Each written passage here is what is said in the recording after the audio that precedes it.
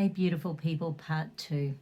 I thought I would put you here so that I can easily look at my emotion chart, because obviously in something as simple as I love myself, I am happy, I am safe, I am me, this can bring up all sorts of shenanigans. Okay, so I am love, I am loved, I am lovable. We are love, we are loving, we are lovable.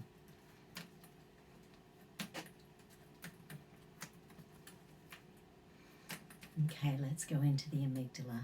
Escape, submission, freeze. Okay.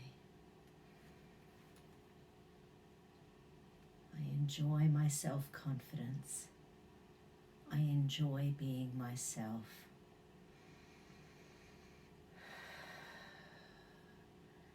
I am passionate. I am excited. I love my life.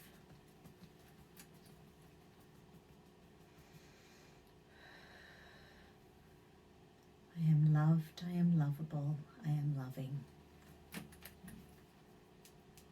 Oh, frustration, interesting.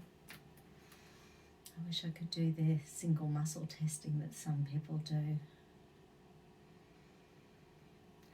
Releasing any and all despondency, replacing it with light. Replacing any and all humiliation, replacing it with hope.